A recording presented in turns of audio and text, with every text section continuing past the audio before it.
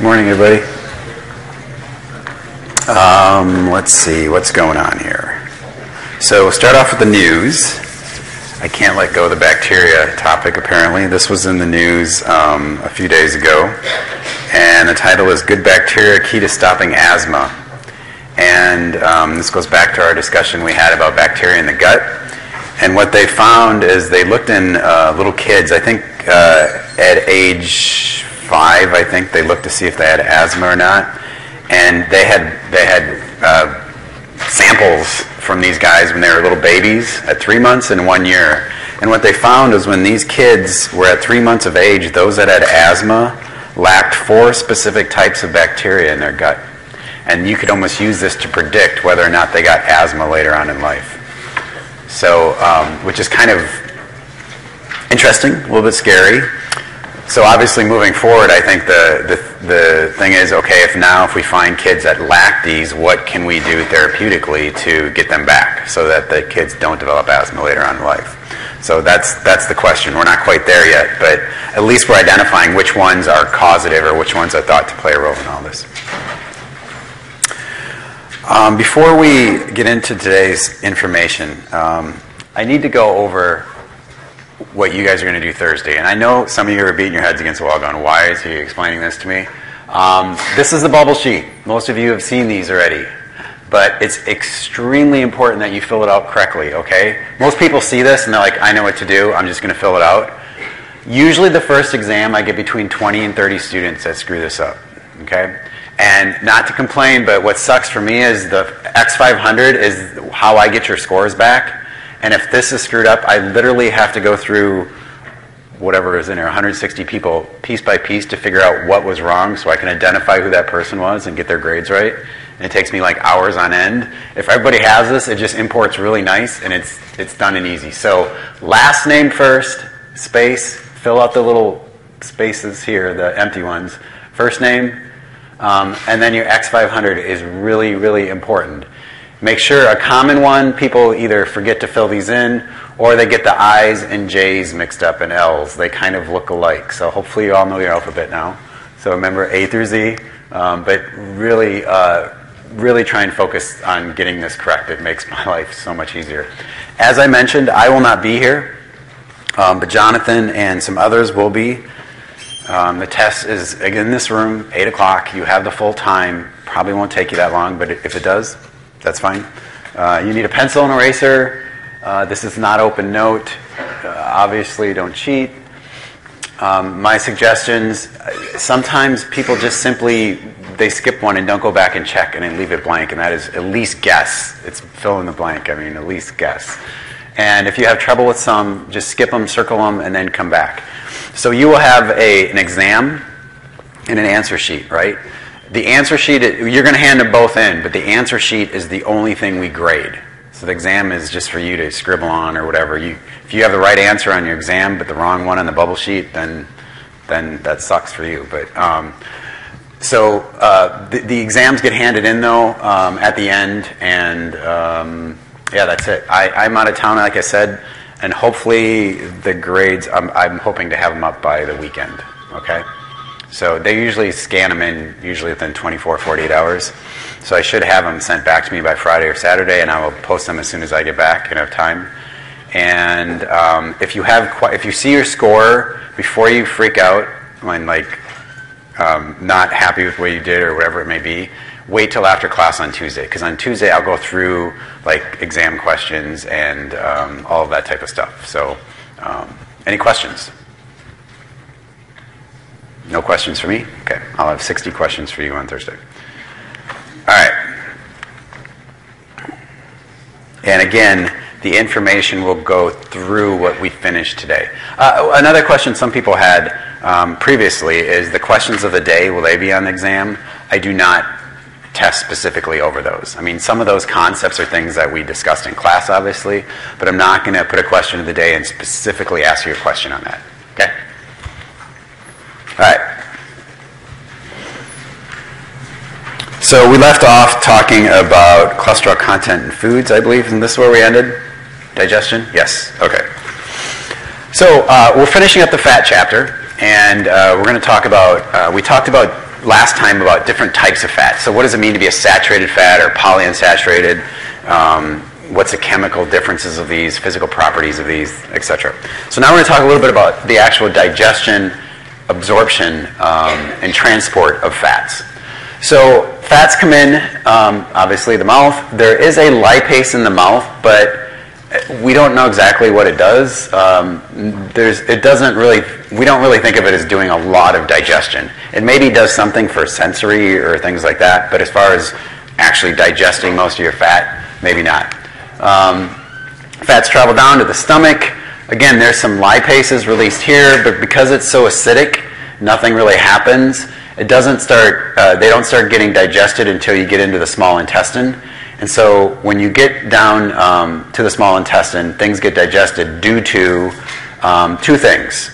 So the liver produces bile. We talked about these bile acid that's stored in the gallbladder. And this, is really important. It acts like a detergent and allows that fat, I'll show you a picture in a minute, allows that fat to kind of become soluble so the enzymes can actually work on it than just a big blob of fat.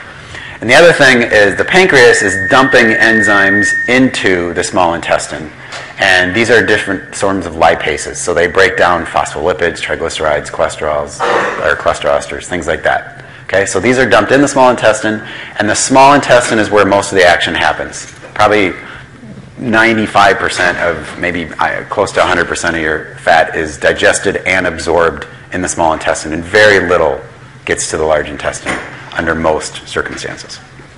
So like most nutrients, the small intestine is where most of the action is.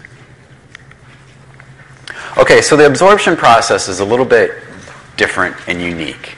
And I alluded to this earlier in the semester, but this is a little bit different than most of the other nutrients we're going to talk about. So again, we all know if you take a bottle of olive oil and you dump it in water, it's just going to form a big blob on top. And so this is an issue if you want to get this digested and absorbed. So this is where the bile comes in. The bile acids from the gallbladder, remember, produced in the liver, stored in the gallbladder. They form these little, we call them micelles, but they're essentially like a little emulsion, okay? And it allows that fat to be broken up, and it allows these enzymes to act on it then. And so the enzymes act on it, and they form, and then these are transported across here, okay? And they're broken down not all the way. They're broken down to monoglycerides and long-chain fatty acids. So if you remember before, if this is my rendition of a triglyceride, you have a glycerol backbone and you have 3 fatty acids. That's triglyceride. We talked about that, right? This is where most of the fat we absorb is. When you break it down in the gut, it does something interesting. It produces primarily a monounsaturated fat. When the fatty acid's actually in that middle position, which is really important. And then you get 2 free fatty acids, okay? So it's very different. This doesn't happen in the body much. Usually when we break down fat in the body, it's like all the way. You get 3 fatty acids and glycerol. But so it comes in as monoglycerides, and then it re-sticks these fatty acids back on it, re-esterifies them to form triglyceride.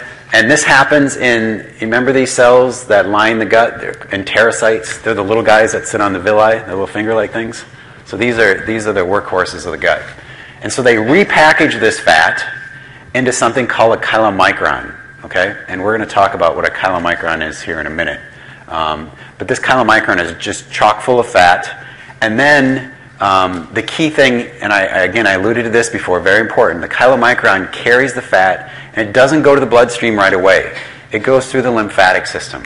So when you eat fat in a meal, it takes a while to get down here, and once you process it, it doesn't enter your actual blood for probably 2 to 3 hours, okay? It's very different than if you eat carbs or proteins or things like this. So it takes a while because it has to get digested.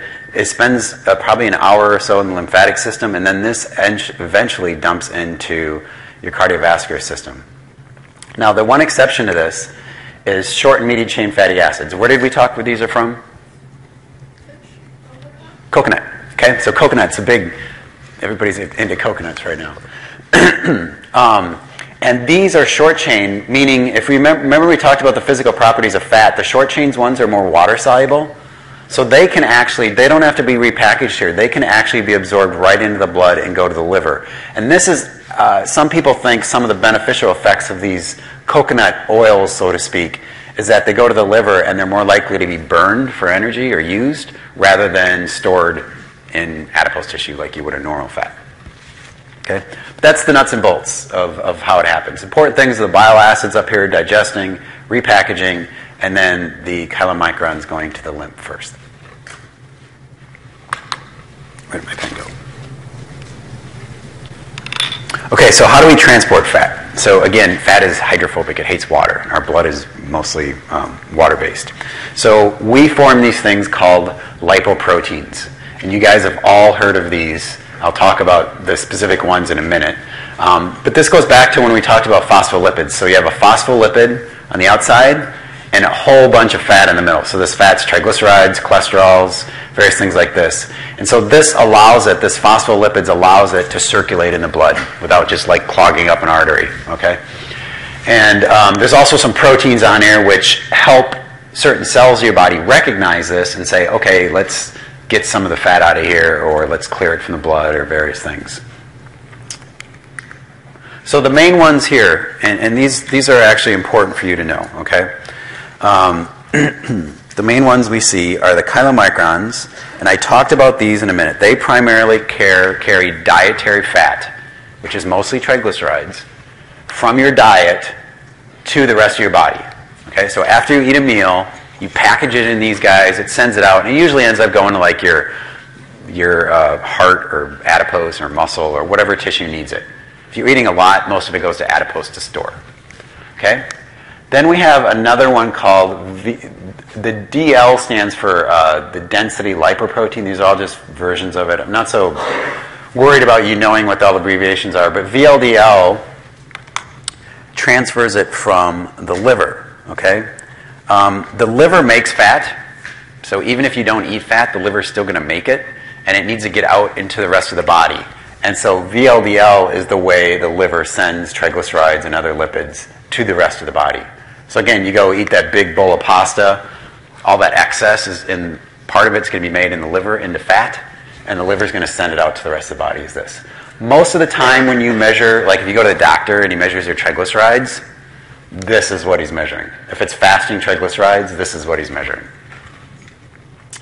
The other two, you maybe don't recognize them, but these are essentially the bad and good cholesterol. Right? We all hear cholesterol, good cholesterol, bad cholesterol. You go to the doctor and you get your lipid panel back or whatever they run, and that's essentially what these guys are. So I'll show you this in a graphic in a minute. The low density lipoproteins, or LDL, is your bad cholesterol, and we know this tracks with like cardiovascular disease risk and all things like that. So you want this number low. And it primarily carries cholesterol around the body, okay? Well, I'll show you some graphics in a minute. The HDL also carries cholesterol, but it also has other lots of proteins and other things in it. And it helps remove cholesterol from various parts of the body. And specifically, I'll show you this, but cholesterol is notorious for getting oxidized in your body. And when it becomes oxidized, that's when it causes damage. And we'll talk about cardiovascular disease and what happens. But HDL is kind of the cleanup guy. He goes around and gets rid of this bad cholesterol that's floating around. You know, this slide I'm not gonna spend really much time on this at all. It's really not that important. It just shows you how enriched some of these are. I told you chylomicrons and VLDL, their primary purpose is carrying triglyceride. You can see that. Whereas these other ones have more of a mix of proteins and phospholipids, but that's not a huge point. Okay, so a lot going on in this slide. I just want to point out a few things, all right? So reiterate again, from the diet, you're going to package that lipid into chylomicron. Most of that chylomicron is going to be delivered to certain cells in your body. Again, adipose tissue, whatever. They have little enzymes that sit on the surface of the cells called lipases that break this down, and the fat comes across and gets stored or used. When these are broken down further, they can be, what's left over, I should say, we call it remnant. It goes to the liver, and the liver basically cleans it up, repackages it. And then the liver can excrete fat and VLDL, which we talked about. This, again, can be used by other tissues, much like a chylomicron would. And when it gets metabolized and you lose more and more triglyceride, it becomes an LDL. Okay, this is your bad cholesterol. And these guys are much more susceptible to oxidation. So that means if you have reactive oxygen species or things like that, the cholesterol becomes oxidized, and this can cause lots of damage in your tissues and in your blood. What the HDL does is it comes and it cleans up cholesterol from the cells too much, or it cleans up the LDL cholesterol, gets it out of the blood, and takes it back to the liver where it's essentially safe. All right? So those are the main ones we talked about. Coming from diet, coming from liver, the leftover cholesterol that is kind of a bad guy, and then the HDL, which is the police basically going around cleaning up this stuff and taking care of it. So cholesterol, to get into cells, there's a few ways. Normally, cholesterol goes in through a receptor. Okay, so there's specific little receptors on cells. They recognize the cholesterol, transport it across. This is most cells, and this is a good thing. The bad thing is this one that I want to point out down here. And this is when LDL, or the cholesterol, becomes oxidized. So I told you this is really bad. So this LDL cholesterol, when oxygen reacts with it, it becomes unstable and can cause damage. And so what your body does is it almost recognizes it like it's a foreign invader, like a bacteria or something. And your immune cells, your white blood cells, will actually come along and engulf the LDL cholesterol and try and sequester it and get it out of the blood from doing damage. And they have pictures, I don't think I have one here, but you have immune cells that are just full of cholesterol, like just chock full of fat. And what happens is this becomes toxic to them. They die and basically start forming this plaque, okay? And then over many, many, many years, you get this occlusion of your artery, and then you have a heart attack, okay? So that's kind of what happens, is these white blood cells come along to clean these guys up. Now the HDL for the HDL, again, it transports cholesterol back, and this is also through a receptor mechanism, but not a huge deal. Actually, your receptor up here determines partly your LDL concentrations in the blood, and some people have mutations in this where they can't take up this bad cholesterol very good, and that results in high blood bad cholesterol. And this is part of the reason some people have high risk for cardiovascular disease or high cholesterol, is because of mutations in clearing that bad stuff from the blood.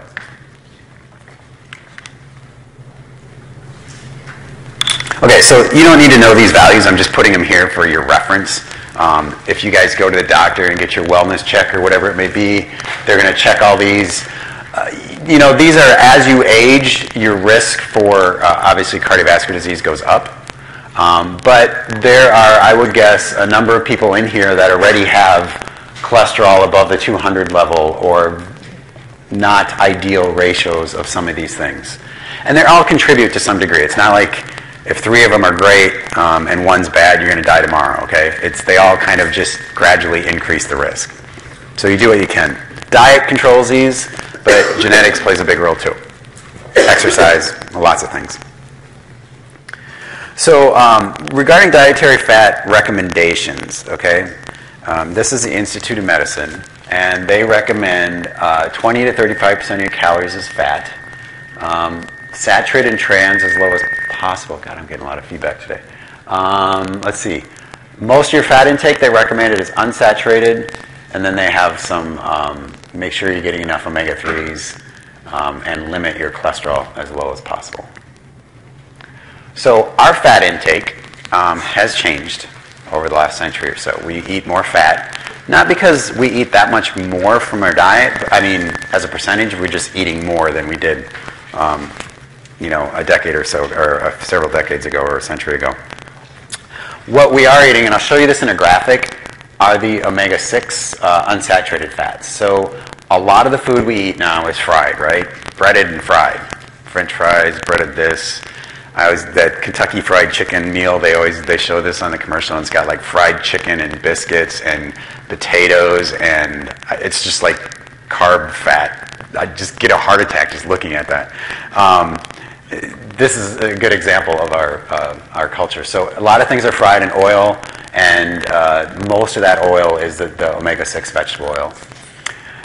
The omega-3s, which we know are good, these are the oily fish. You can also get some from like flaxseed or nuts, walnuts, various other nuts, are generally low, okay? And we talked about this a little bit last time. And this graphic kind of illustrates it. And it shows how our diet has changed over the last, well, several thousand years. So back when we were hunters and gatherers, so we went around and basically ate whatever we found. Meat was a big component of that diet, and so there was a fair amount of fat in the diet, and things were pretty stable. Even when domesticated agriculture came in, things didn't change too much in regards to fat. But then in the last 100 or so years, when we became much more industrial, then things changed. We ate more fat, primarily from two sources, either saturated or the omega-6 fats. And this is really the last half of the century was, again, a lot of fried foods, a lot of things like that. And then also you can see this dotted line here is the trans fats. So this has really increased dramatically over the last decades to a year. And the one that goes down is omega-3. So people are eating less and less fish. Okay?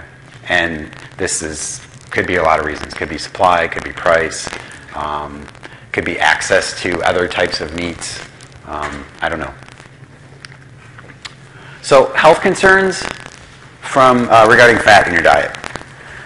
One is, and this is debatable, but it says an imbalance of omega-3 and omega-6 fatty acids. And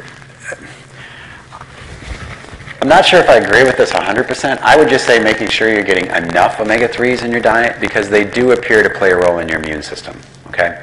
They are very good at keeping... I talked about this chronic inflammation that many people get that leads to diseases. Omega-3s are really good at keeping that inflammation suppressed. All right? So they're very good for that. We also talked about brain development, all these other things. But they appear to play a role in this chronic inflammation. So rancid fats, obviously not a good idea. Not such a huge concern. Fats are rancid, it's like fish, right? You leave it out for a day and at a room temperature, and how does it smell the next day? It's pretty nasty, right? That's all the fats going rancid. So you can eat it, but this is not a big health concern for most people.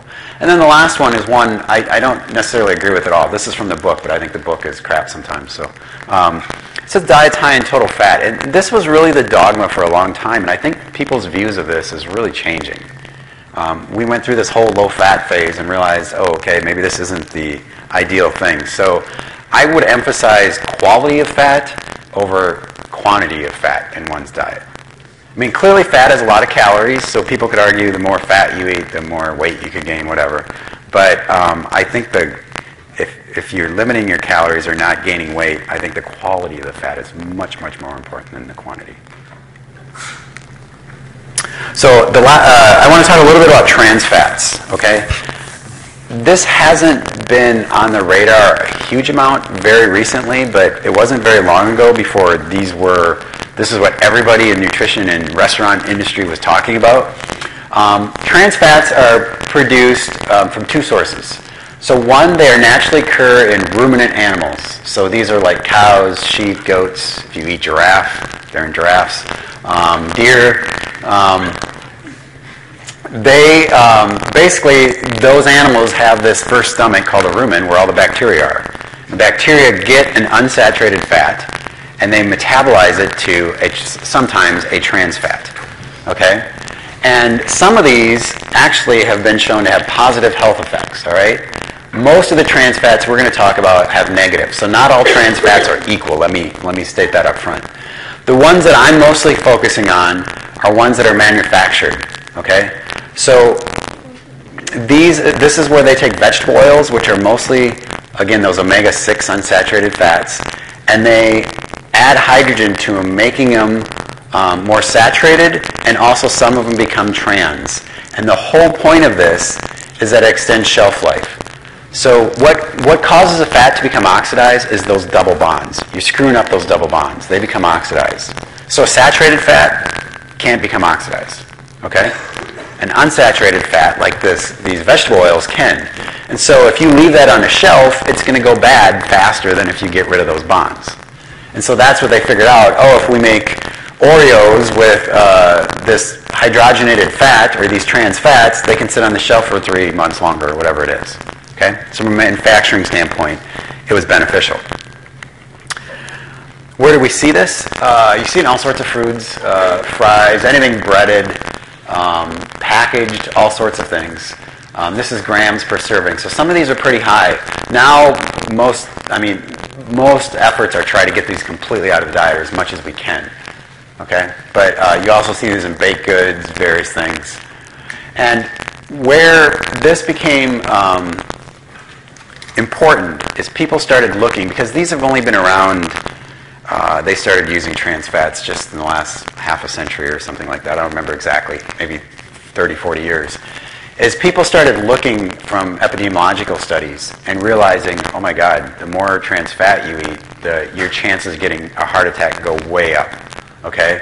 And so people have estimated, actually, if we eliminated all the trans fat, we decreased cardiovascular disease by 20% and type 2 diabetes by 40%. These are not trivial numbers. Okay? So there was a big push.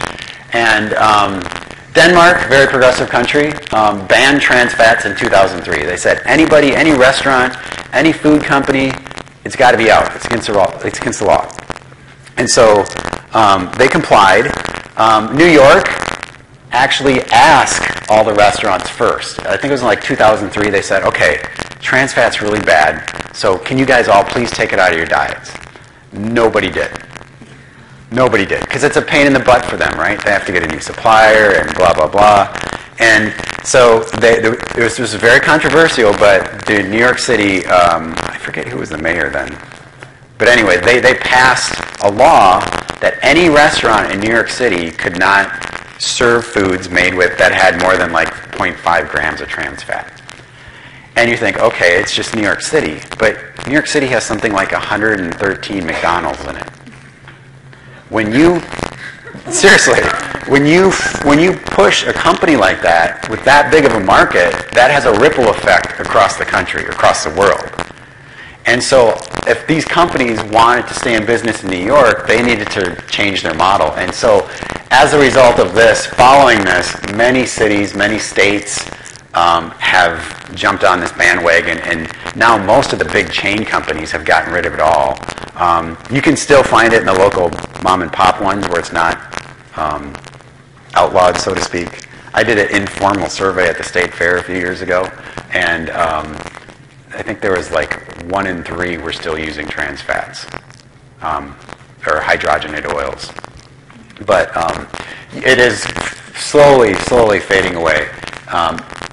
Let's see, what else? So yeah, that's pretty much all I'm going to have to say about that. Okay, so since we're talking about fat and we're talking about cholesterol, this is the part we're going to talk about cardiovascular disease and how it develops. So throughout this class, we talked about diabetes a little bit. This part, we're going to talk about cardiovascular disease. And what happens here, and keep in mind, this is a disease that doesn't happen in a day, a week, a month, a year. This is probably of all the diseases, this one's the most slowly progressive. These are the damage you're doing now, or the good things you're doing now, will dictate the rate of this formation when you're 80 years old. All right. So this is what a normal blood vessel should look like. It's like a hose, right? Get a nice wide opening here. And then what happens is over time, again, due to genetics, due to inflammation, due to diet, you can start getting this cholesterol, this bad cholesterol becomes oxidized. These immune cells come in, engulf it, and they form what we call foam cells. And these foam cells are the basis of this plaque. And this plaque is going to grow, all right?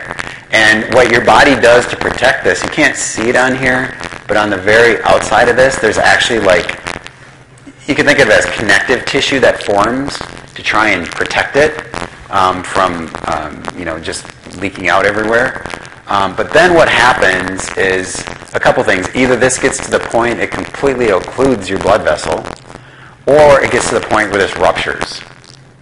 And then you get platelets come in, which is what cause a blood clot, and no blood flows, and that's obviously not a good thing, okay?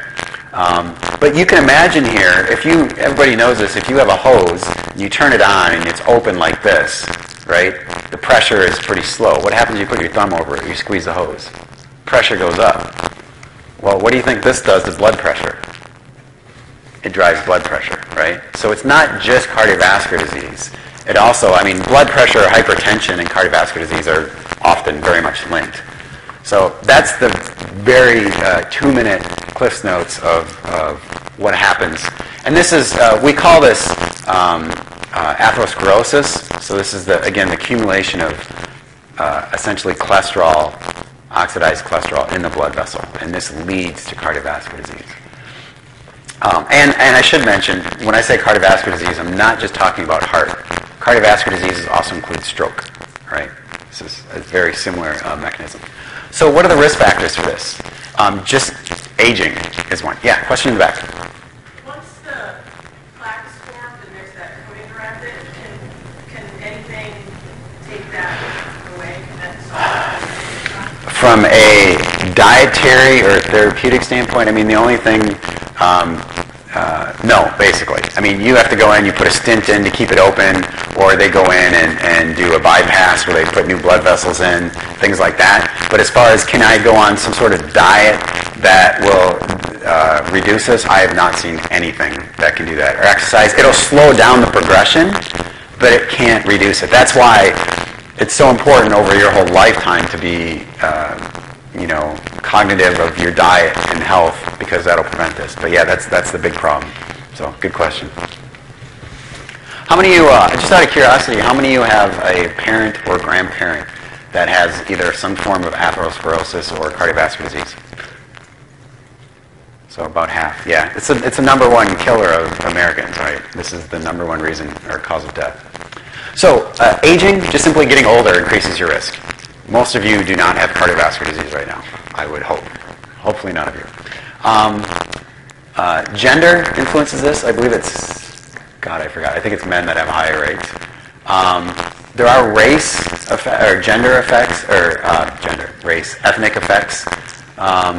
Genetics play a big role. So things that we can measure, such as things I talked about. So blood triglycerides. You don't want too high blood triglycerides. You want to keep your LDL cholesterol low, okay? Hypertension increases the risk. Smoking increases the risk for everything, pretty much. Physical inactivity, so get off your butt.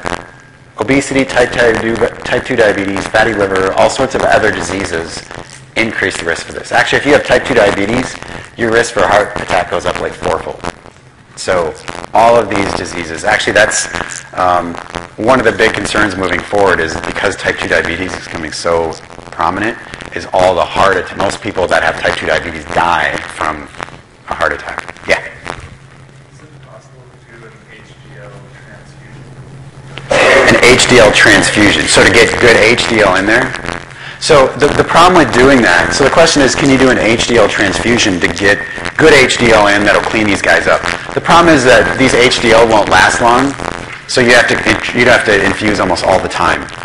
But there are drugs that, I don't know if any are clinically used, there's some being tested, that target proteins that help transfer the cholesterol from the bad to the good. So they're trying to speed up that process. The other drugs that are most commonly used are a class of drugs called, I don't think I have it on here. I do. This is the next slide I'll get to in a minute, but since we're talking about this, called statin drugs. And what these guys do is they actually block cholesterol synthesis in your liver. Because as I mentioned, some people, no matter how low of cholesterol you have in your diet, you're still going to have high blood cholesterol. And so these are actually really effective. There's been some people advocating putting these in the drinking water. That's how effective they are. That kind of freaks me out a little bit. But they're really good for most people as far as lowering your bad cholesterol if exercise and diet don't work, which for most people they don't, because they don't actually diet or exercise. Let's see here. So what do we recommend for preventing it? So I just talked about the risk factors. What can we do to prevent cardiovascular disease? So again, the total fat is a range. I don't think this is that important. I want to talk about saturated fat for a minute. So for a long time, saturated fat was kind of the number one target of everyone that was trying to figure out what caused cardiovascular disease. And these studies actually originated, the very first studies that linked cholesterol and saturated fat to heart disease started right here at the University of Minnesota. Anybody ever heard of Ansel Keys? A few of you? So this guy was like on the cover of Time, really famous dude, did all these pretty funky studies. And he did this study where he went in and looked at different countries and basically related, these countries eat more saturated fat. They also have higher cardiovascular disease, so therefore these two must be linked. And this stuck, and a lot of people followed up on this for a very long time and said, get the saturated fat out of the diet. And now, after decades later, we're starting to realize that this probably isn't true, okay? And it's tricky, because when you take something out of your diet, you have to replace it with something else, right? And so what most of the evidence now suggests is that if you take saturated fat out and you replace it with something like polyunsaturated fats or omega-3s, that's a good thing. That will lower your risk. But if you take it out and replace it with sugar, refined carbohydrates, it's a wash. It doesn't do anything. And that's what most people did. So they took the full-fat dairy or the saturated fats out of the diet and substituted it with really digestible carbs, and those basically had no effect, maybe even worse, on cardiovascular disease. So I think this saturated fat thing is probably hopefully put to bed a little bit now. I mean, too much saturated fat, probably not a great thing, but again, it's back to quality. Trans fat, keep low, talked about that. Again, most of the fat you would rather have in the form of monounsaturated, which is olive oil, avocados, things like this, nuts, or polyunsaturated. The omega-3s are thought to be beneficial, although we talked about this in class, maybe not as much for us as we once thought. Low cholesterol. So one thing you can do from a dietary standpoint, there's a couple things actually, to reduce your cholesterol. One of them is some plants contain compounds that kind of look like cholesterol, but they're not.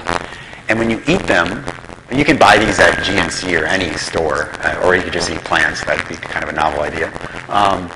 When you eat these, it tricks your body, especially your gut, into thinking they're cholesterol. And what your body does is it actually absorbs these, and some of the cholesterol escapes and gets excreted out. So you can actually lower your cholesterol by maybe 10%, 15% by taking some of these plant sterols. So just eating a high plant diet or taking some of these. The other thing that is good, and we talked about this is one of those health claims, is the soluble fiber. So we talked about Cheerios. Their health claim, it lowers cholesterol.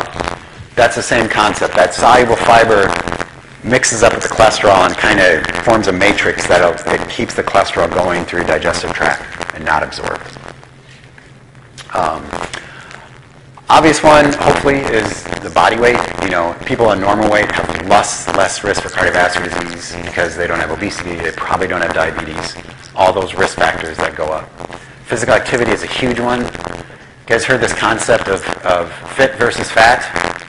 You guys ever heard this? So if you take someone that's overweight, that sits on the couch and doesn't do anything, versus someone that, let me rephrase that. I screwed that up. Someone that's overweight that exercises all the time, but they're still overweight, or someone that's maybe skinny but is sedentary, on average, that person that's overweight is probably going to be better off for cardiovascular disease than the sedentary person. Okay? So exercise is a huge factor in preventing this. And then medications we talked about. So the last, I think this is the last slide I'm going to cover today, is we're going to cover a specific diet which is known to be very, very beneficial for cardiovascular disease. So how many of you have heard of the Mediterranean diet? I'm sure, hopefully, most of you. You should all go to the Mediterranean and actually experience the diet. It's much more fun to actually eat it than learn about it in class.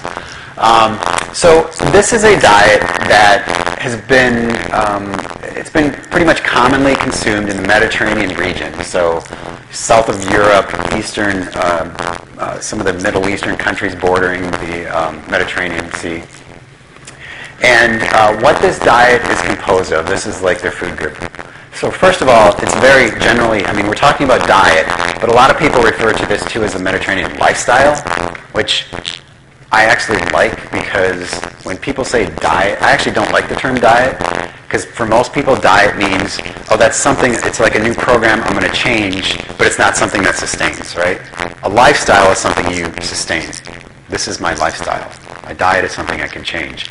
And so, what's the basis for this? They have a very physical active lifestyle. They walk around. They don't sit in front of the iPad all day.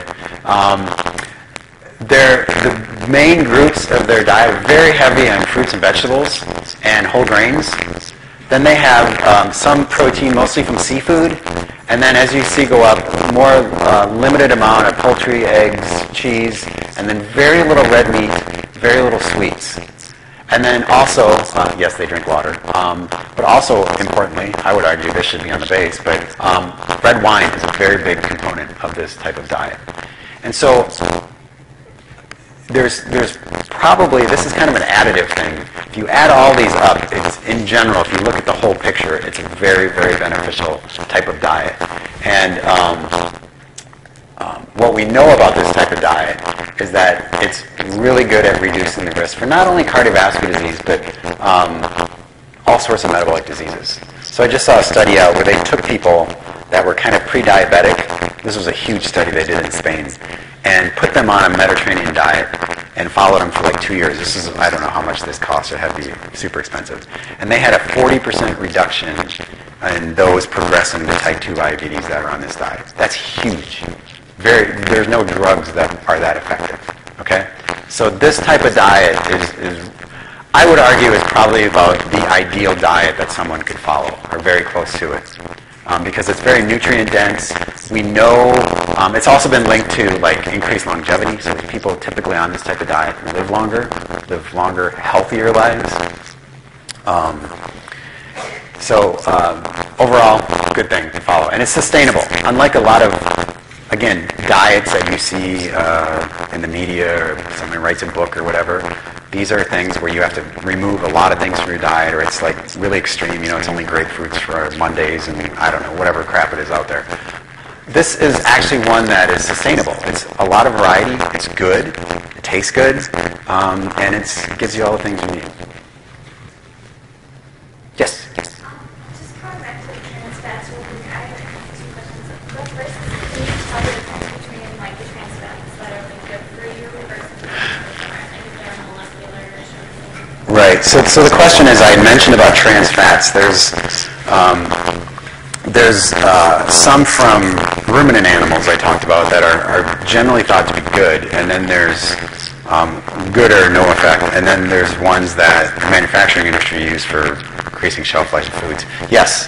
So trans fats, actually, there's a whole bunch of different fatty acids in that mix, and the position and arrangement of the bonds actually are what dictates them. So it's kind of like a saturated versus unsaturated fat. Each trans fat has a different chemical structure, and so that can determine its properties in the body. So yes, they are very different. So you can measure them. And then, so like, when I make like a straight brownies or cookies at home, like, is there as much trans fat in them? That's a good question. So the question is, do you use it homemade versus bought in the store? If you're using natural oils, like whatever, soybean oil or whatever, making it at home is probably good. You go buying it at the store or something processed is kind of a crapshoot right now, because some places have gotten rid of these and some don't. I mean, you can look. Foods have to have the labeling for trans fat now. Okay, so if they have anything that has more than a half a gram, it has to be on the food label. So you can look for it. But yeah. There are a lot of food companies that go like 0.4 grams of trans fat. 0.499. Yeah, absolutely. So if they say 0.5, as long as you're below that, it could be 0.49. You don't have to label it. So I would imagine that there are some that probably do that. I can imagine. Everybody does that. Why is gas always something 0.99, right? Because people realize, oh, it's $2.99. That makes it cheaper than, is a penny a big difference? But it's that whole marketing programming thing. So we're going to go through a few questions today here since I knew we'd finish up a little bit early. The first one is something we talked about. Talked about gluten. This is, again, related to celiac disease. It says, I've heard that gluten is dried and milled into a powder. The powder is then added to ordinary dough to increase the dough's ability to rise and add structure and stability, which is very true. It also can be used in imitation meats to provide supplemental protein. Do you think the food companies have promoted the rise in gluten intolerance by doing this? No, I don't. So this is true. It is used. So gluten is a protein that is used in a lot of things. The baking industry uses a lot. I'm not a cereal chemist, but it gives the dough the stretchiness, the structure. And the reason I don't think it's important for gluten intolerance because most of the people that have gluten intolerance, it's a factor outside of eating gluten. If you're celiac disease and you eat gluten, obviously it's a bad thing.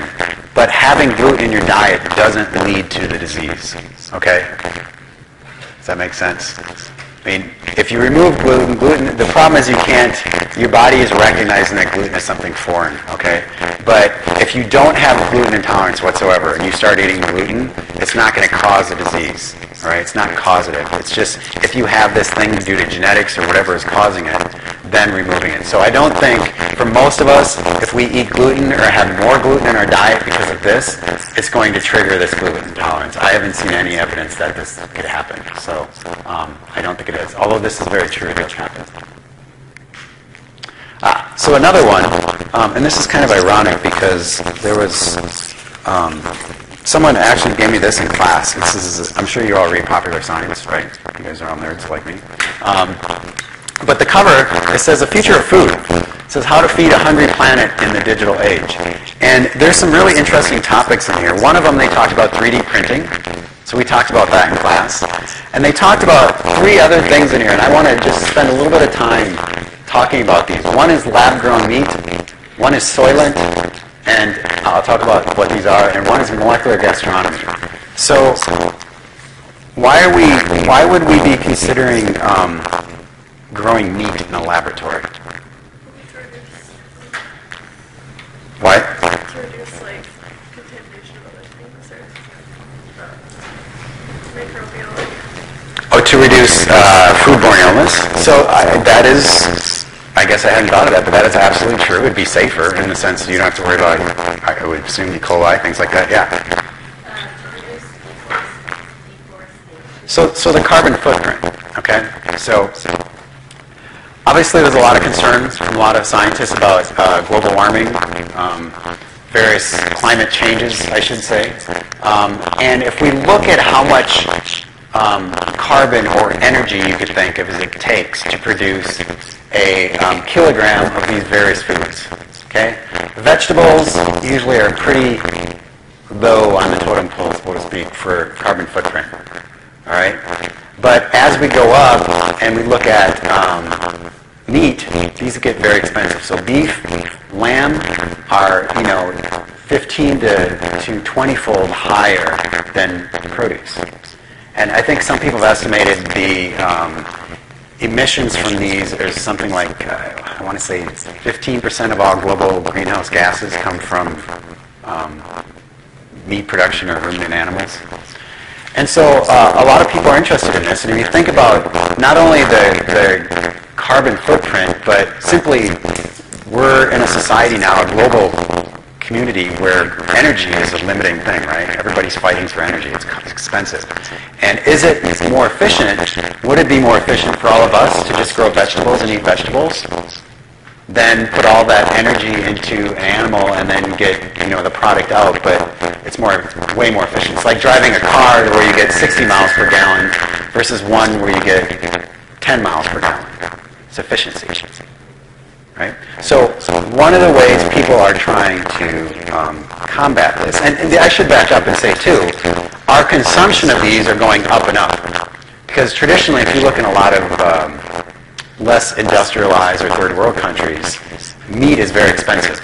But as more and more people are coming out of poverty or becoming more into wealth, they're buying more of these. So the consumption of meat worldwide is going up. So this is only expected to increase. So what some people have thought about doing is, this is a news article, why beef is the new SUV, right? I like this, this is funny. So they're comparing SUVs, the fuel inefficient vehicles, right, to eating beef. But what people are trying to do here is basically grow meat in an incubator, in a laboratory, okay? And so the way they do this is they take like this very unhappy looking cow who just got a needle stuck in him. They take a biopsy of their muscle, all right? And then what they do, and we actually do this in my laboratory too, is you digest these muscle fibers and you get the muscle cells, okay?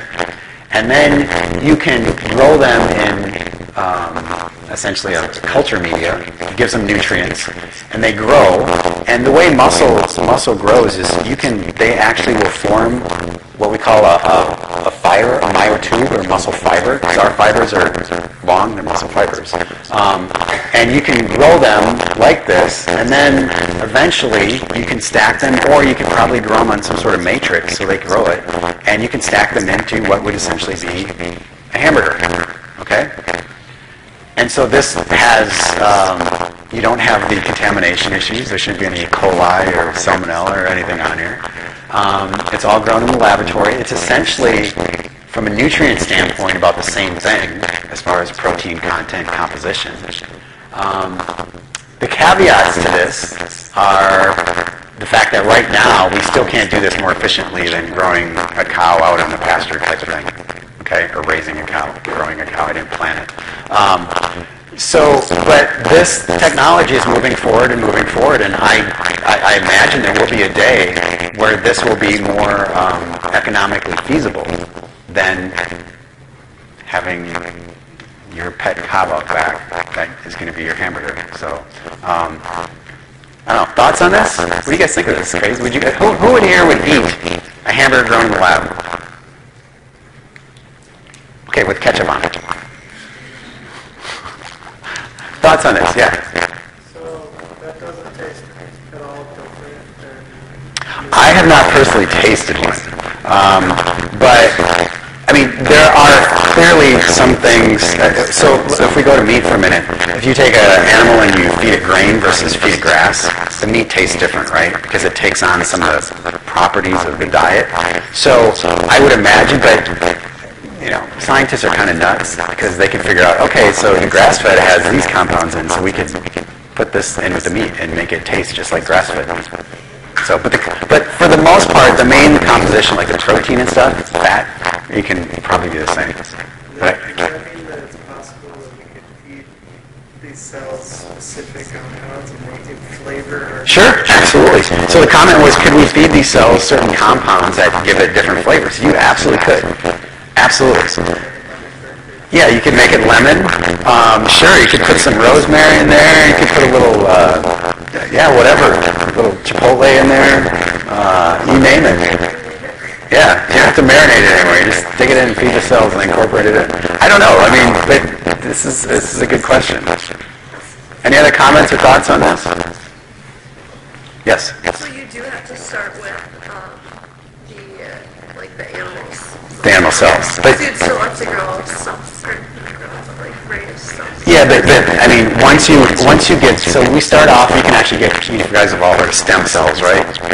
So stem cells you can trick into making into any cell, and so you wouldn't technically need animals anymore, so to speak, if you just want meat. Because once you get these growing, you can split them and blah, blah, blah, and they just keep growing. Yeah. So yeah, for those people that like meat but don't eat meat, that are vegetarian that don't eat meat because of the animal issues, this brings in a whole new dynamic because you could potentially take out the slaughter part of eating meat. So anyway, it's something that you're going to be hearing and seeing more. Yeah. So are the meat cells that different from the first species so that you can mix together some rats? Rat burgers? Yeah, they're great. I mean, we laugh about that, but if you really look at, from a biology standpoint, We think of dog or horse, and everyone's like, oh, I'm not going to eat that. But their muscle fiber is about the same as that of a cow or a pig or a chicken, right? There's some different things in there that make it taste different, but the protein itself generally doesn't have much of a taste. So, and that's why a lot of people eat meat, is for the protein. So, again, you can probably enhance that flavor in various ways. So, but yeah, you could originate a muscle fiber from any a human if you wanted. I mean, not saying I'm doing that, but yes. Are you still getting the same amount of protein and nutrients in that? Yeah, so the protein content's the same. So muscle, when it grows, it builds, it needs so much protein. Again, there's probably other compounds that give it flavor or other things that might be different. Just because here you're bathing it in a mixture of nutrients, where in a cow it's eating grass and all sorts of other things. It's their diets are different, okay, so to speak. But I would imagine over time, if people look at these and they identify, okay, we need more of this in here, less in this, you could tailor it to taste more like whatever animal you want. So, yeah.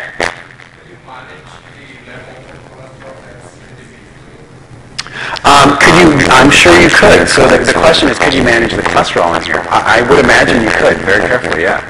Absolutely. So from that standpoint, not only do you get the protein, but you could also remove potentially some of the things you don't want in meat. So, I mean, that would make it a lot attractive for a lot of people. A lot of people don't eat meat because of the cholesterol.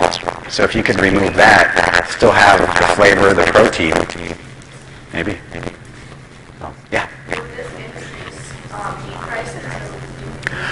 So that this is where the field has to figure out if they can do this economically. So if someone can come through with some breakthrough and figure out how to do this cheaper than whatever it is to come buy a pound of hamburger or steak, then they're in the market. Right now it's experimental. Okay, so somebody's doing it. I think there's labs doing it all over the world, but this is from the Netherlands, I think. But again, it's that whole thing. It's kind of like hybrid cars where they were 20 years ago, right? You couldn't afford them. Now people can start to afford them. It's just a matter of the technology becoming cheaper and cheaper. It's like any technology, essentially. So that's one.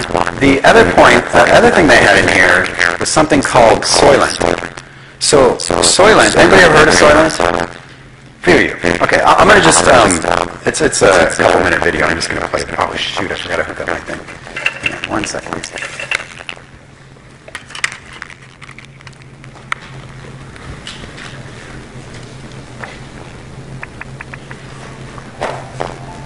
Soylent began as an idea to create the ultimate food.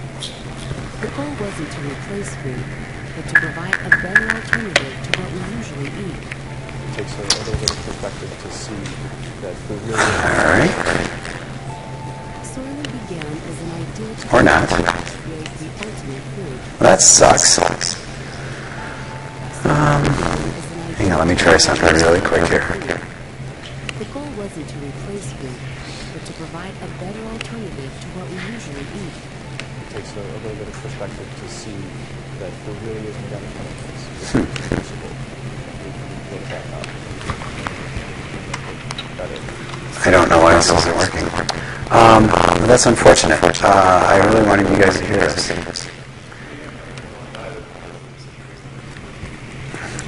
I could try it. Here, let me see if this will work. Soylent began as an idea to create the ultimate food. The goal wasn't to replace food, but to provide a better alternative to what we usually eat. It takes a little bit of perspective to see that food really is made out of chemicals. It is reproducible, and we can build it back up, change it, and we can make it better. Soylent is an alternative to traditional food that gives people a convenient, affordable, and healthy way to fuel their bodies. It's a sustainable food source designed to keep the human body in a balanced state of ideal nutrition. I have a background as an engineer. I studied electronics and transportation. What I really learned is how to take components down. Everything is made of parts. Everything can be broken down. Unlike most other foods which prioritize taste and texture, Soylent was engineered to maximize nutrition, to nourish the body in the most efficient way possible. To better understand the intricate requirements of the human body, the team consulted with nutritional experts and food scientists. Your body is constantly replenishing itself with its parts to do that. Macronutrients, electrolytes, vitamins, minerals, is what we're made of. And that's what soil is. The most simplistic thing that we could live on, and furthermore be quite healthy on. Using soylent as a resource means that you can take the time you would normally spend preparing, eating, and cleaning up after meals and put that time into other areas of your life. It's shipped directly to you and comes in a powdered form that doesn't expire for 2 years. 1 bag equals 1 day of food. Just mix the soylent with water and you've got a complete day's worth of nutrition ready in less than 3 minutes. At less than $3 per meal, a bag makes an entire day's worth of food for $9. Compared to other meals, Soylent's nutritional value per dollar is unmatched. Due to the volume of nutrient content, so it ends up being quite fulfilling. Your body certainly desires that this is a very nourishing substance. It's very, very satisfying. Hundreds of people have been living on Soylent for months, and an even larger DIY community has been hacking and customizing the open source formula. If we're going to improve food, we're going to have to be open to a change in the system. A food production system that scales very well, that has very minimal impact on the environment. Food that takes longer to spoil, it's easier to transport, and that's what Soylent is. By using Soylent as a resource, you can guarantee your body gets the nutrition it needs. As a low-cost way to be healthy and save yourself some time, Soylent gives you the freedom to live life the way you want to live.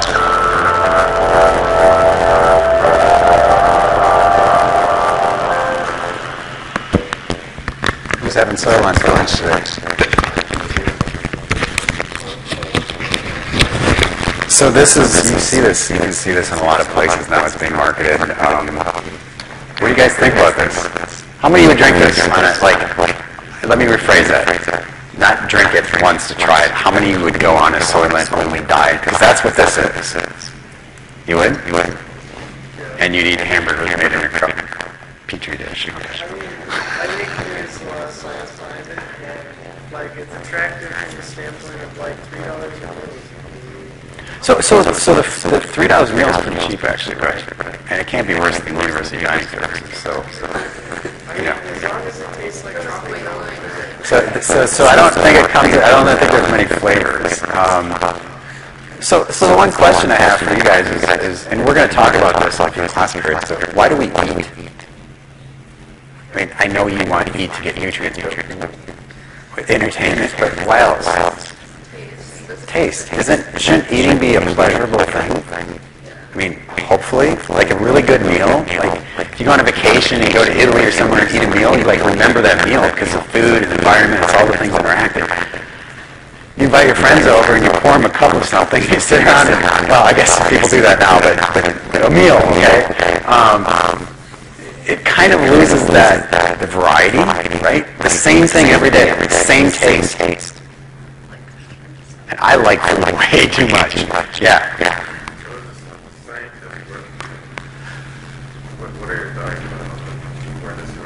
Well, so first of all, it freaks me out that the guy that designed this is an engineer.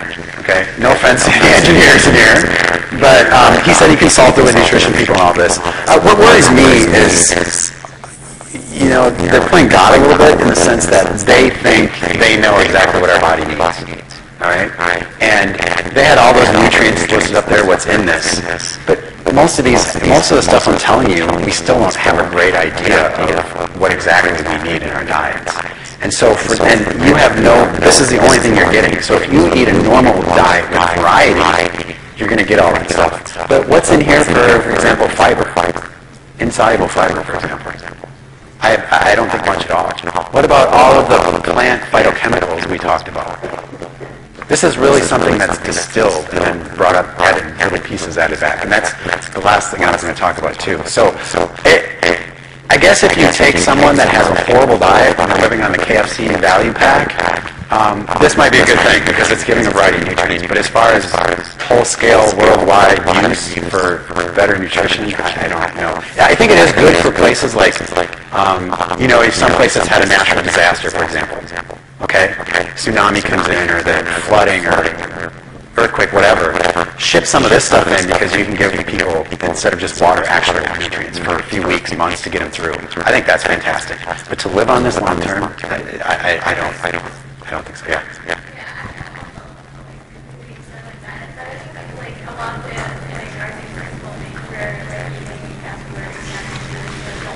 Time. Yeah.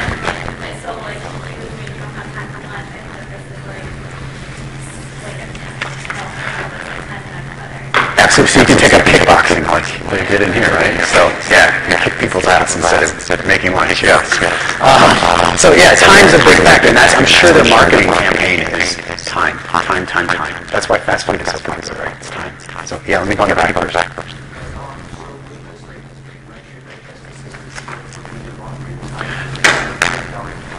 So it's all liquid, right? This is an excellent point. And so this is what I brought up about the fiber. I mean, your gut likes to have that physical mass there. It stretches, it does good things for your body.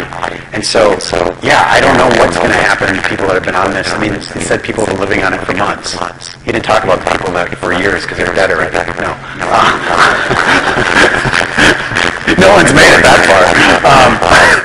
But you're absolutely right. This is, again, one of those things we have no long-term information on. Yeah. I would say, though, that as a person, I think I would do it with moderation. Like, I would drink Soylent every day, but I would also have like, Sure. Because obviously I don't want to get rid of food. Yeah. So it's more of a supplement to your diet. Yeah, that's. I think that's what we have.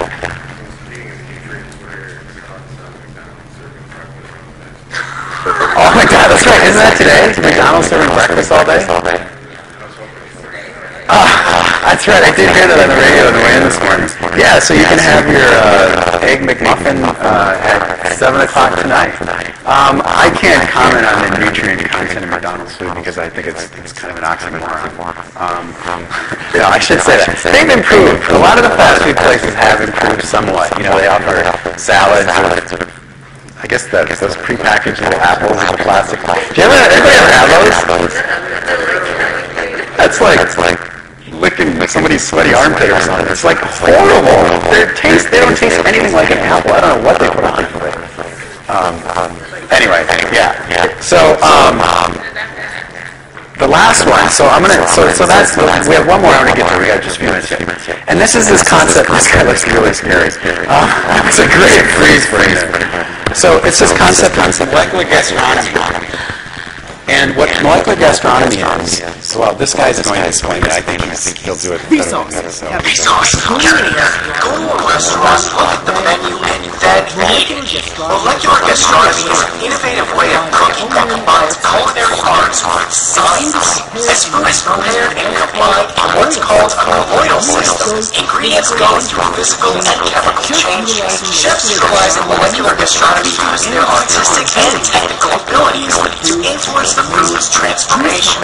These techniques turn foreign traditional cuisine into a modern sensory experience. By looking at food as simply as states of matter in different types of colloidal systems, foam, solid foam, gel, emulsion, and solid emulsion, molecular gastronomists prepare unique dishes like this deconstructed baby corn, or this creative take on lemon chicken, and they bring unique tools into the kitchen such as hyperthermic syringes or spherification, which involves liquid-filled beads that create gel equivalents of foods ranging from caviar to ravioli. The vacuum machine is used to suck out air from a bag or towards a cooking technique called salting, which slowly cooks the food in heated water to retain moisture, or another important tool that they use, liquid nitrogen. Robinson Fisher, founder of Smith Ice Creams in San Francisco, wanted to make ice cream as fresh as possible that didn't require a bunch of chemicals to preserve, and their solution was liquid nitrogen. It's nitrogen at an extremely low temperature and it stays first liquefied at Magnolia University's 1883 by Polish physicists Zygmunt Wroblewski and Karol Olszewski. By using liquid nitrogen, Fisher found that she could rapidly freeze ice cream, allowing her to make each serving fresh right when a customer orders. Chef Hamro had two at Moto Restaurant's Chicago Bakes Edible menus, and this bread and butter menu was one of the first. Cantu's masterclass menus include one printed on a solid roll, which after making the menu, the customer just rolls it up and eats it. For printing, they use a modified inkjet printer with cartridges filled with fruit-based ink, like juiced carrots, tomatoes, and potatoes. One of our most innovative courses was play on fried chicken, in which noodles and biscuits are made with dehydrated, freeze-dried chicken and ground into a powder. If you want to experiment with molecular gastronomy yourself, the YouTube channel Molecular Flavors has tutorials on what you follow with the right ingredients. Like this frozen chocolate fig that uses soy lecithin, which is a natural emulsifier that changes watery solutions into an air-like substance. Or these surprise bubbles that use calcium lactate and sodium alginate derived from honey algae to create spheres. You can also check out their website that offers kits with everything you need to try molecular gastronomy techniques at home.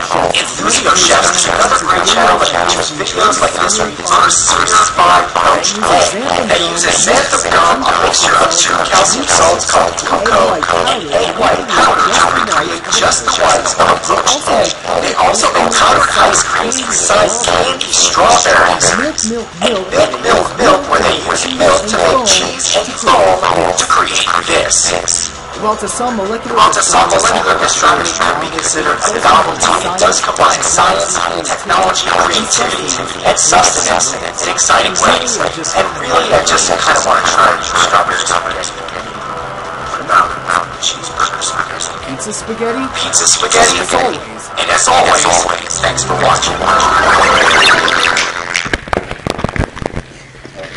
So this is really basically distilling food down into its simplest components and kind of putting some of those together to create some of these things. If anybody's ever been to like really high-end restaurants now, a lot of them are using this thing. They get like foams with these weird flavors in them and all sorts of things. I mean, everybody can do it. You guys all have like a liquid nitrogen tank in your dorm room, right?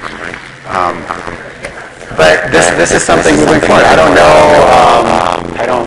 know how much you'll see this on a daily basis, but this is kind of going back to that same concept that all of these things are touching on is building food from really the simplest ingredients, like the 3D printing, the Soylent, all of this. So anyway, I just wanted to make you guys all aware of these because I think they're kind of interesting topics. So with that, I won't see you Thursday, but you guys will be here hopefully. So good luck studying.